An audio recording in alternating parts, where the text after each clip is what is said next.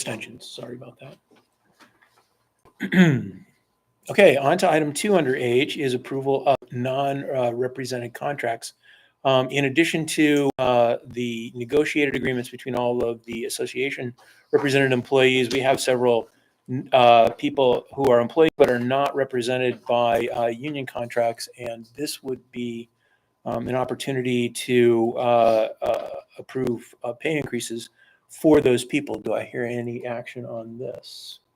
I would move that we set those individuals on the same increase as the teachers of 6%, 9%, and 6%.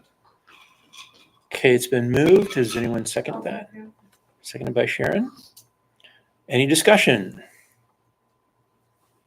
Okay, seeing none, call for a vote.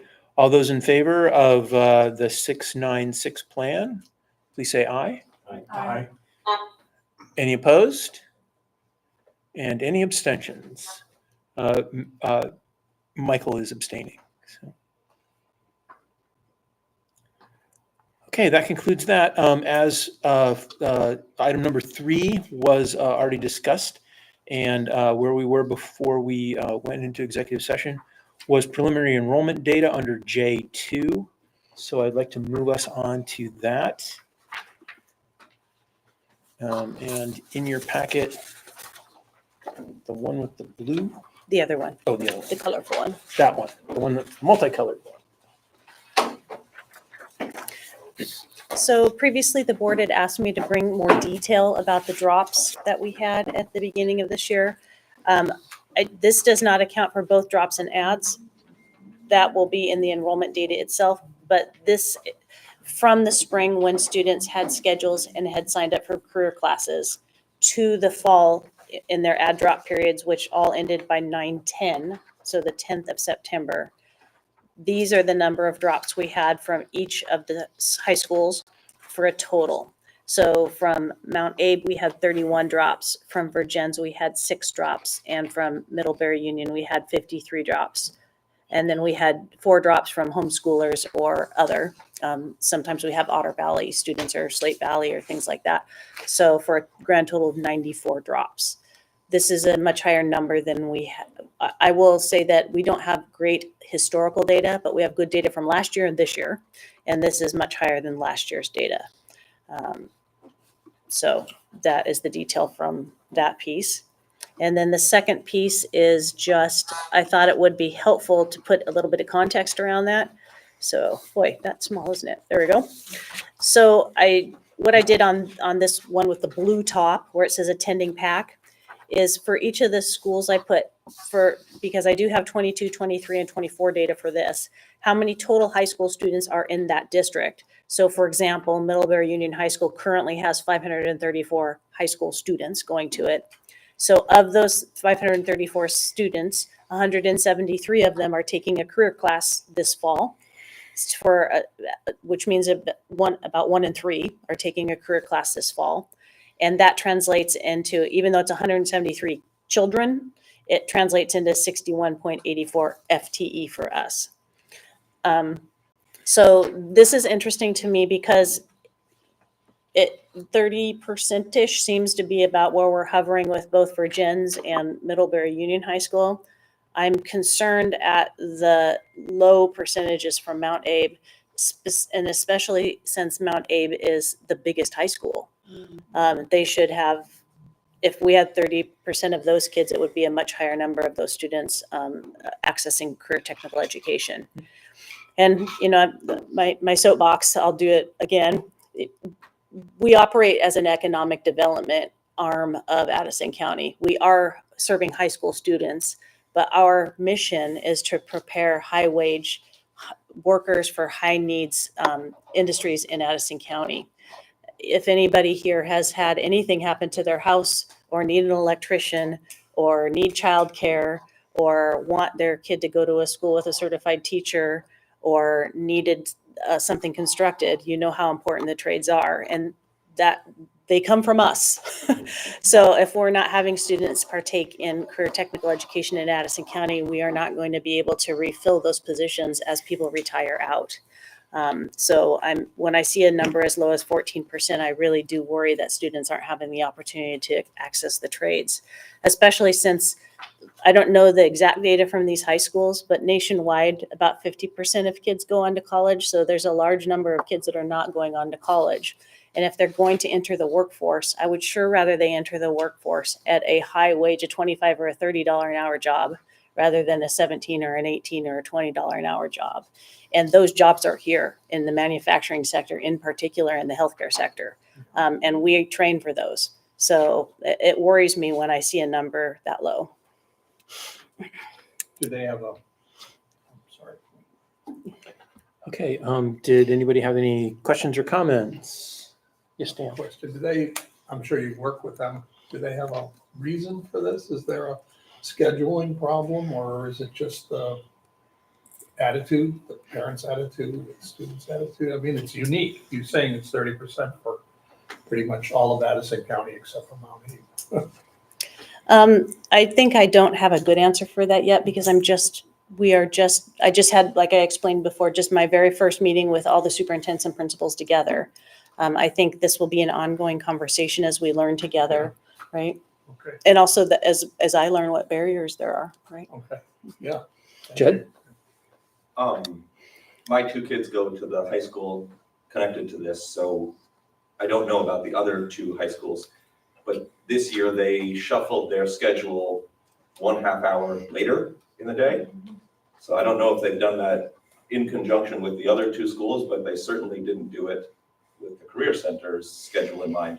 So now one of my kids who's in the Career Center has to leave her class, I think it's 20 minutes early or something, in order to get her a chemistry class. So I'm hoping that whoever decided to go alone and change their schedule alone as an island realizes that that was a major problem. But I'm just wondering, is in those meetings with superintendents and leaders of other buildings, is this something we can finally get past where we're all having our own schedules that don't really align? Do you feel that we might be able to become a cohesive 3-school district? That's a really good question. And there's a really long, complex answer to that. Part of what I'm going to really try hard to do is help the superintendents and principals understand what the actual state law is around those subjects. Because right now I would, on first blush, as a person who's new to this and working right closely with AOE, it doesn't look like we're following all the state laws because it's actually, the statute is very clear. It says that the high schools must, the word is shall, not can or will, may, it's shall adjust student schedules so that they can align and go to the Career Center. The language is not unclear. Yeah. The schedule, I mean, and even the way it doesn't work with the Career Center, just at home, it's suddenly everything is just that half an hour different than it's been, and going, wow, what was, it's not you, it's them. It's Right. you. Yeah. Okay. So I have a question. What did your kids say? Is there any reasoning given to them for doing this? There was a notice that was put out, and it had to do largely with the data that says that young people could use a little extra sleep in the morning, or this or that or the other thing. So And they didn't coordinate it with all the other schools? so that anyway, we don't, I mean, this is not that meeting, I'm but just yeah, saying. no, it's crazy. It's crazy, and it sounds like it has messed with a lot of student schedules, not just my one kid. But that's not this. To be fair, there was a lot of discussion in ACSD about changing the schedule, and it was presented to the ACSD board. It's not like Caitlin came up with this in a vacuum or by herself. So there was a lot of discussion. I would rather put this down to unintended consequences Right. rather than a plan to sabotage the Career Center. Certainly, I don't. So think it's yeah, I just very don't want to. unfortunate. I don't want to say that she just went off on her own. She didn't. She was trying to solve another problem, and as you know, when you solve one problem, you might create Are we another allowed to problem. know what that other problem was? Well, so there was there's a couple of scheduling issues around some classes that are required by International Baccalaureate. Love that IB. So, in order to meet those requirements, students were that block in the morning. It was giving them an opportunity, to get academic assistance. So students could come in the morning before their classes and meet with teachers, because the teachers don't start a half an hour later. They start and they give basically tuition to those kids who need help.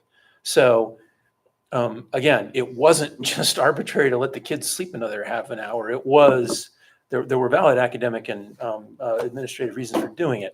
It's, again, when you pull one thread in a very complex web, you make a lot of It's frustrating things. when a room of doctors doesn't. All right, let's I move on. do understand. Let's not- So, Cole, it's my understanding that Mount Abe and Virgin's schedules do align pretty well with the Career Center. Is that not true? Because I know Virgin, in Aston Northwest, they did make some changes like 2 years ago to sort of get that accomplished. So I'm just, Yeah, I don't know if I have the data to answer that question right now. I do know that we're facing some challenges with the 2 classes that we have embedded in Virgin's, getting the correct number of seat time minutes. But that, I can come back to you with more information about that. that'd be great. Okay. and we still have 5 or 6 items on the agenda left here. So unless there are burning questions about this, it sounds like we are going to, this is, again, preliminary enrollment data. We will be hearing more about this certainly in the October meeting. So unless you have any burning questions or any go-dos for the staff, let's go ahead and move on. Equipment needs for programs. These are requests. So in an attempt to put context around talking about a bond, we had to do this exercise for a different reason. We had one of those phone calls where AOE says, we have a little bit of money, give us a list today about what you need. So we had begun this for a different reason. What I am attempting to do is show the board and us for our internal planning as well, what the current needs are in the different programs to bring them up to where we would consider them really aligned with industry. And so I asked teachers to go through and put those things here so that you could see essentially what the items were, because it is kind of interesting learning about the different programs and what they need. And then also kind of putting the price tag to those. Sometimes it doesn't occur to me how much something might cost, like a cutaway engine or, bakery displays or things like that. So if you add all of these items up, not that we probably would ever get everything we ever needed, but if you add all these items up, it ends up about $1.2 million. Of note on here, a couple things. The North Campus roof is going to be an issue that we're going to have to address. It started leaking. It's past its warranty. It's at the end of its life. I can't remember what the company is, but the company came out to take a look at the roof. And essentially what they told us is once it starts leaking, it goes pretty fast. And so we should expect to have to replace that roof within 1 or 2 years. The cost of that roof, it really varies on what the substructure, they try to use what they can. And sometimes you can get away with it costing as little as maybe $200,000. Sometimes it's going to cost more, like $250,000. And also, we all know the constraints of the construction industry at this time. So that is going to be something it's a pretty immediate in the sense of how far out the board plans. That's like an immediate need. So regardless of if it's on this list or not on this list, it's still going to have to be, it's going to have to be addressed. And this is just for your information. And I'm happy to entertain any questions if you have questions. I may not know the technical detail of some of the things on the list, but I will give my best shot. Could you clarify again, is this a wish list or is this we have to do this to keep the program running? Some of these things like the alignment rack, for example, ours is broken and it's part of the program. So we're going to need to replace that. Some of the things like tables and chairs in the restaurant, they are pretty bad, but it's not like we can't do culinary arts without them. Can I ask a question, Nicole? I think what would be helpful for the board and just like strategically, if this was in some sort of spreadsheet Mhm. where what's existing, what's brand new, how old is the existing, like, so we have the full picture of what needs to be replaced, how old it is, why it needs to be replaced, and what brand new equipment we're lacking. And then maintenance issues also, like the roof, and are there any other maintenance issues, that kind of thing, so. This is a great list, this is an awesome start to just take Right. a look at it, but it's kind of hard to, Prioritize. yeah, like, what does it all mean, like, what's, Right. Okay. yeah. Yeah, and again, this is our just your first Stab blush at it, Yeah. right? Because in the larger context of what I'm about to talk about. Great. Semantic note, on the diesel technology page, Cummings engine doesn't have a G, it's just Cummins, there's no G on it. Got it. We got that. Thanks. Are we ready to move on to the North Campus bond update? Okay, so give us the good news. The good news is we are almost paid off with the North Campus bond. When is our final payment? So our final payment for the North Campus bond will be the fall of 2025, so we'll have one more payment of $105,000 next fall that we'll budget for. And the reason that I'm bringing the bond up now is because we have this one-time opportunity as one bond expires to put in perhaps a new bond that therefore the tax rate kind of stays flat instead of going down and then later on having to vote one and bringing the tax rate back up. And there's a lot more complexity to getting that number just right and getting the timing of the bond just right. But the idea is instead of having one expire and having a little relief and then going back and making it feel to the voters like the tax rate is going back up, the idea is that you try to keep the tax rate steady as far as the bond is concerned. And it just so happens that the expiring bond total dollar amount is close to the list total dollar amount. But again, that list could be winnowed down to some extent as well. Are we looking at another $8 million bond or another Like $1 million bond? $1.5 million is probably the target area there, because we also have the fleet. The vehicle fleet is dying daily. You've heard this for a year now. We got 2 vans coming in. We do. We're really excited. Our EV chargers are working out too, so that's exciting. So that was a status update. So unless there are really any questions going forward, we are not asking for a bond tonight. That is not what is going on here. So Yeah. Steve, is this something the facilities committee is working on with you, Nicole, or? that I don't know. Boy, did I plant you for a segue there? Yes, you did. That's the next thing on the agenda. It is. Well, actually, it's 2 down. Oh, okay. We have the letter from, if that's all the discussion on the North Campus bond expiring. Well, right one. On the Okay. bond rates are gonna come down probably pretty quickly. Is there a way to approve the bond without actually drawing it until the rates drop Oh, good appropriately? question. I don't know. I'm not sure, we can work with the Vermont Bond Bank, they're really helpful. I know we've talked with some leasing people as well, and there are ways to like secure the money and draw it later, from the leasing standpoint, but we haven't really explored that with the Vermont Bond Bank, but I'd be happy to get some information and bring that back. It's a really good question. Well, I had a bond discussion today with my financial advisor. Now's the time to buy because they're still kind of high and they're gonna drop. On the other side, it's good to wait if possible. Also, supposedly, there's federal money coming out, supposedly at low interest rates, that everybody's been waiting for since like May or June of this year, that they still have not released the information, but it's supposedly still a thing, according to EEF. Okay. Okay, the next one is a pretty quick thing. We received a letter from the support staff, an intent to bargain letter, which is necessary. They have to give that to us by a certain day to open negotiations for the expiring contract. And we have received that letter. It is in your packet. I don't know if you'd like to see that. It simply says, we would like to bargain a successor agreement. And that does segue into the next one because we are talking about committees. And as many of you know, Steve was the head of the negotiations committee. He's no longer on the board.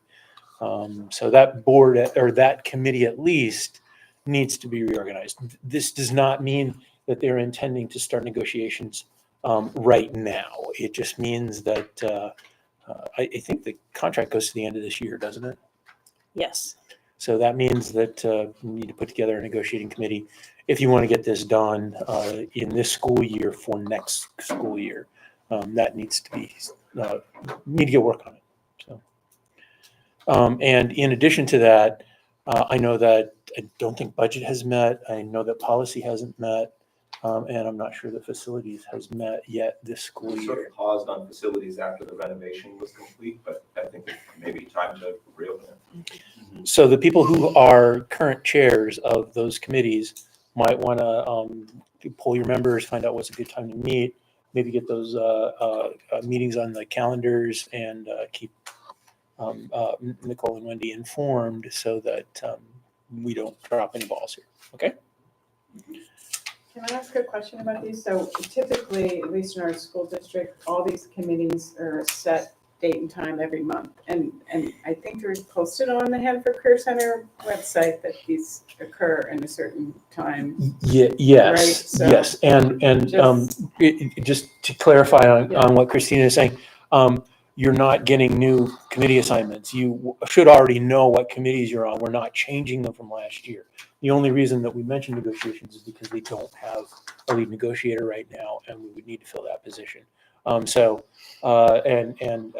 Your committee chairs would get back to you only if you have the need to change the dates and times. So I think that they're set. I don't think anyone's met yet.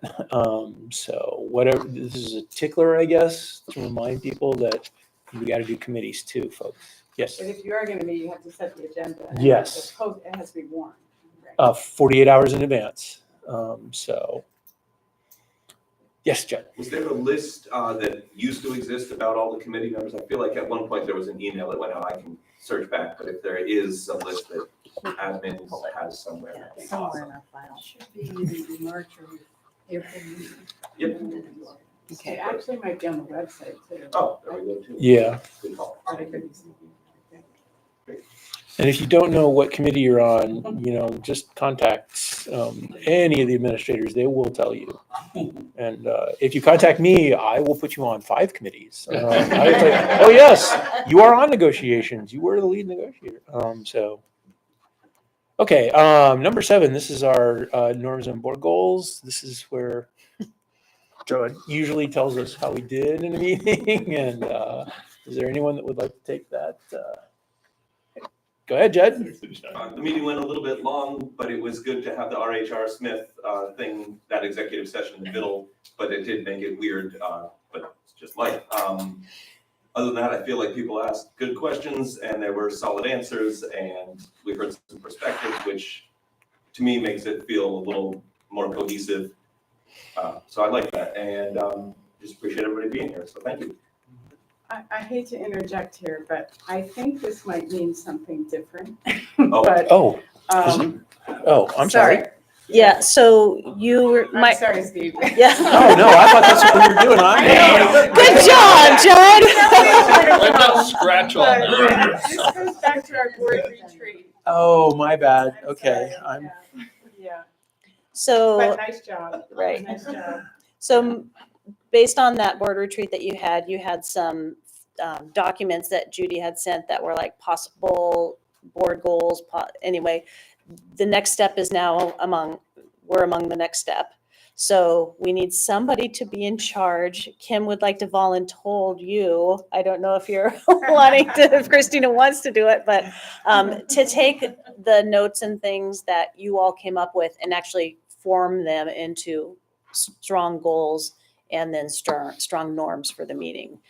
That's the next step in the process. So is that a technical formation of like a strategic planning committee or like, what do you think? Or, I think it would be the first step, right? Right. Once the goals and the norms were set, it would follow then that probably the next step from that would be, now where are we going? Yep. And there's a lot of complexity to that with I don't want to drag the meeting on, but Right. there's a lot going on with AOE too, that's going to add complexity to our lives. I don't remember from last year. Did we have your goals established? I know we had talked about them. yeah, that Yes. wasn't part of that conversation, honestly, and then probably even the next step of developing a superintendent evaluation process as a board, and, you know, it's like this. Yeah, we ended up with the instrument at the end of that process, but Mhm. then Sure. it also said, let's set the goals like not in. Yeah. Yeah, and I don't know if we accomplished that because I remember discussions about it, but I don't remember producing any document that went, this is what you're going to do for next year. So is it next, Judy's gonna send stuff, or we're gonna? like- Judy has sent stuff. I have that. I Okay. thought you had it, but I will send I it. don't think so, no. to- I may have it, I just don't remember where it is. To I've seen whoever it. takes on this task and wants to lead this group, I will send you the materials. Or if there's a committee, I mean, I don't know how, this is a board thing, not a Nicole thing. I mean, I'm happy to take it on. I've done some of this work in my other Yeah, I would like district. I'd like to be involved But with this I would wordsmithing. love for it to be in committee, not like, Yeah, and then we present ideas to the board as a whole. So, yeah. because as you remember last time, we were slapping and dashing this together and it turned out, it kind of fell on Kim and I to complete that process, which, it worked, but we're trying to avoid doing Yeah. that same thing again. So. Great. I think, yeah. But yeah, whoever else wants to, You could say, okay. I have word processing. Okay, so maybe you guys can get together after the meeting and discuss where you want to Yeah, go. set it 3 down. people is a good committee. Is there anybody else that has a burning desire to be on that committee? So. here we Mike. go. Mike, And Dan, Mike, Dan, anybody else? okay. Notice Judd went back. He's a smart guy over there. right? Now can we move on to public comment or? is there- Okay. No public comment in the room, unless you guys want to say something. And I don't think there was anybody online other than Tricia, right? Right. Okay, so that brings us to. Anyone read the letter from the governor? Yeah, or the lieutenant governor, Oh, who just sorry, sent a it was letter the 2 lieutenant days ago. No, I didn't see. Oh. I was Oh, yeah. motivated to perform my task much more aggressively. There's one from the governor that said, really, I don't want to go on record. I didn't see anything of substance. So we have an open house next Thursday? Yeah, oh, we yes. do. And just for new board members, generally the board members all come to that.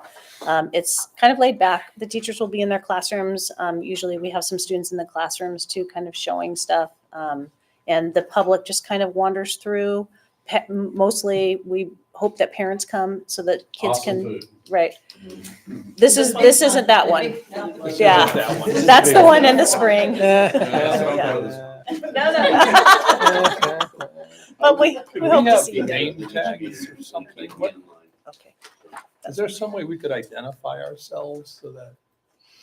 Oh, you don't want to be identified. Yeah. Name tags. Name tag. So, We yeah, can could I make walk that. out? Put a We could chain make- on yeah. this? I've got some plain. My name is Dan, my pronouns Yep. are, We used to have name tags that we just picked up. yeah. Well, beyond that then. Well, in ACSD, for a while there, we had non-functioning like employee badges. We have You those. couldn't open the door with them, but it looked like the things that you guys have around your necks. I have plenty of blanks. So, We'll figure something out. okay. Well, we seem to be moving beyond the agenda here, but I would really encourage everyone to come to the open house. It really is a good opportunity to see the program in action. I have always been an advocate of limiting the amount of student presentations that happen in the boardroom because we do have a lot of business to get through.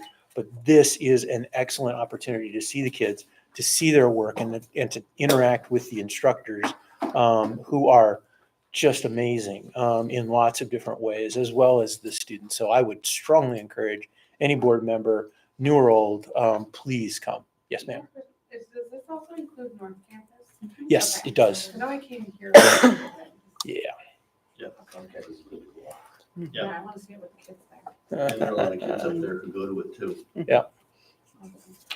Okay, now can I entertain a motion to adjourn? Sorry. Oh, you got it, Dan. Motion to adjourn. Second? Second. Okay, we are adjourned. Thank you very much. Sorry. Thank you, Tricia. I know I told you. I know I told you I was shooting for 6